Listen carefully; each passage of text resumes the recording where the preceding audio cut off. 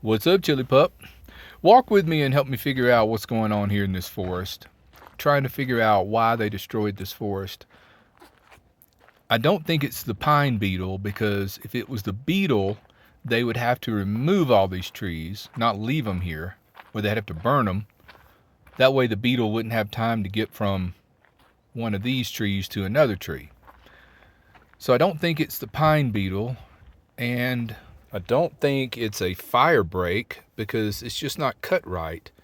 They've left a few trees out here in the middle, and it looks like they left about 50% of the dead standing trees. They didn't cut them. They cut the living trees. So the National Forest contracted a logging company to do this. And they just left piles of debris and stumps and just stuff laying everywhere. They left a few trees here, so this is telling me it's not a fire break. So it's not the beetle, it's not the fire break. What is this about? This used to be about 50 beautiful wooded campsites all along this road with driveways like 100 feet long.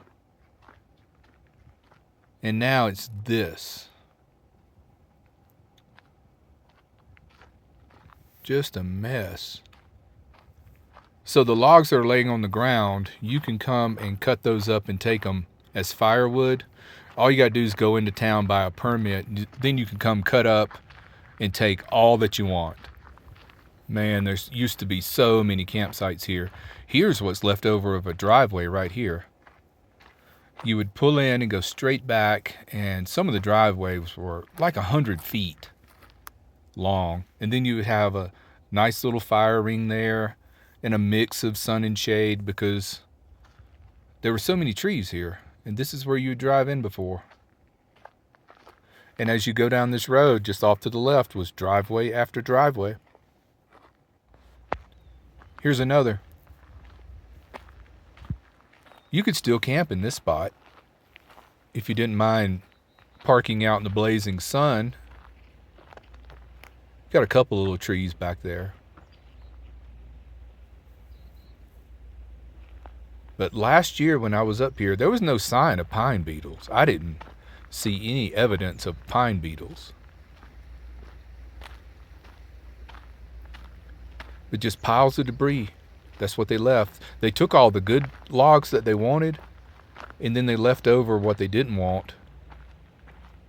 And I guess this is what they call cleanup. Doesn't look like they cleaned up very well. Over here, this is what's so good about this place, is right here across the road, there is a little creek. Moving water, so you could come and dip up all the water you wanted for showers, just, utility water. And if you had a water purifying kit, then you're all set because you could just drink this after you purified it. Oh man, it was so beautiful here before. Yeah, I was here last year at the same time. None of this had been cut. But this is the pile of logs you can come and get. If you buy a permit, you can bring your chainsaw, cut up all you want, and take it with you. That's another thing that tells me there's not pine beetles in it. Or they wouldn't let you do that, because you'd spread it around. But it's just so messy the way they left it. So messy. And see the dead trees standing? They left about, you've got some trees standing that are living, clearly alive and healthy, and then this one, and then 2 behind it there, and 3 behind it there. Why wouldn't they go ahead and cut those dead trees down? It makes no sense. In this big pile of limbs and sticks, stumps everywhere, and they piled all the logs in the driveways that used to be here, so you can't even get back in that area anymore. All right, let's walk down and I'll show you what it used to look like. Now we're talking. They left a little piece here. They left a couple of campsites. This is what it used to be. You pull in your driveway, you can come way back, you can get far off of this dusty dirt road, get back in your little shady nook, But this is how it was last year. This is the way it should be. And plus, you do get a mix of sun, you know, for your solar panels, if you park in the right way. This particular site happens to be a loop driveway. There's the fire pit. Can you imagine just camping 2 weeks here? You got all the space, all the campsites were spread out really well. Look how far I am off the road. That's good enough right there to beat the dust. When the cars comes or the ATVs come zipping by, you don't get all that dust since you're so far off the road. And now this area, most of the campsites that are left are really close to the dirt road. So you get a cloud of dust every time an ATV comes by. But I'm glad they left this one. And here's the view you get from the dam. That's Mount Massive. And we are camped right down there somewhere. Check this out. It's like a big sink. So if the water gets up high enough to go into the sink, then that tube runs under there and then all the way under the dam and then out there.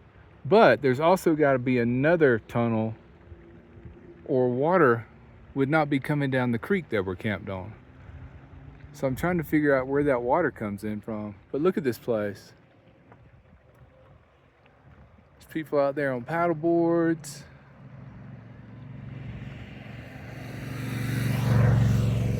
There goes a motorcycle. But it's just a earthen dam, that's it. I'm gonna go across. Okay, I found it. There is a tunnel that comes under and the lake goes under and it comes in right here. That's the creek. All right, I'm trying to cheer myself up after looking at all the forest that had been cut down. So I got on the bike, come up here to the lake. This is so much better. So pretty. They even have a beach here with decent sand, not just rocks. Check it out. There's also some paid campgrounds on the other side of the lake. They're pretty reasonable. None of them have showers though. But this is free. This is nice. You could just come park on the side of the road and come down here for free. Cannot camp here, but you can stay all day. I guess it was about a 3-mile bike ride up here from where we're camped. Easy ride. So the dam's just an earthen dam. There's Mount Massive.